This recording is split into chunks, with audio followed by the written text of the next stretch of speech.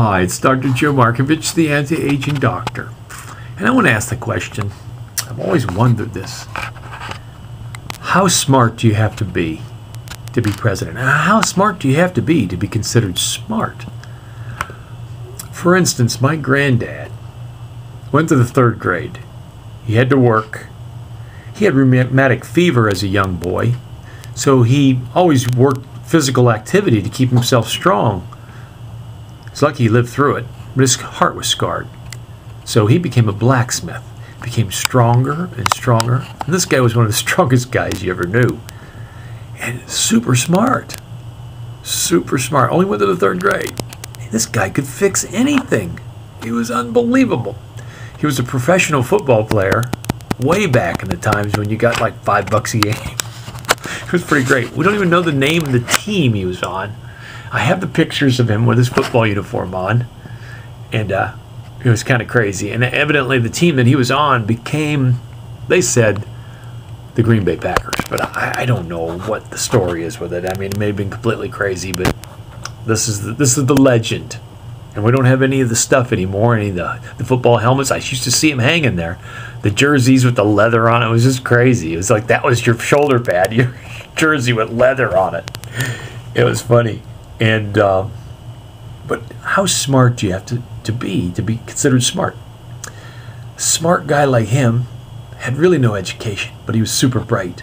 And then on the other side of the coin, you have someone like, let's say, this physician who's gone to school since he was 4, gone to college since he was 18, super bright, and yet you don't have any darn common sense in his head. Does surgeries on people that are unnecessary. I'm not trying to downgrade physicians because I think the world of them, but you might have somebody out there who just went to a lot of school. They're stupid as wood.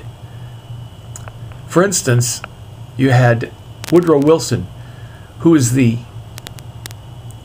dean of I believe it was Yale University, maybe it was Harvard. I don't have all that information in front of me. I'm sorry, I should have thought about that before I went on here, but he was the president of a university. Super bright. He was a PhD. The guy was about stupid as wood. He said, oh, you know, we're going to do this national bank, and he instituted the Federal Reserve, which he said later was the stupidest thing he ever did. I agree. The guy was a moron. He didn't have any sense. He let the country go to hell, and if we hadn't gotten him out of there, I don't know what would happen. He got us in World War II. You know, that happens. That might have been more circumstantial. But the guy didn't have any sense. He had no bloody sense. He was just a smart guy. It might be what we have right now. Got a guy who's supposedly really smart. No common sense whatsoever. Doesn't have a concept. More into like appeasement and making people feel good than actually being smart. And it's an enigma to me. How can someone be so smart, educated, and yet so stupid at the same time? Like my granddad was so darn smart and educationally not there. But he could run this country. I'll guarantee it. He'd fix it. He'd find a way. So I think that's what we need in our country. People are just smart in doing things with a little bit of common sense, a little bit of hard work. You don't have to have a whole bunch of degrees to figure something out. When someone's giving you a hard time, you realize that either you're going to fix it or you're not. You got to get in there and fix the darn problem. And it doesn't take a lot of brains for it. It takes more stick-to-itiveness, determination.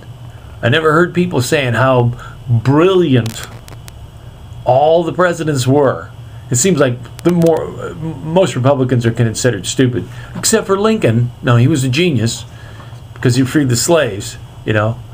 And but the rest of the Republicans, I think they kind of overcome. Most people forget about the fact that Lincoln was a Republican. Oh, gee whiz. Yeah, well, anyway, how can you be smart and stupid at the same time? And how smart does it take to be president? I don't think it takes a lot of brains. I think it takes determination and stick-to-itiveness and just a burning desire to do the right job. Just like my old granddad. Have a great one. Dr. Joe.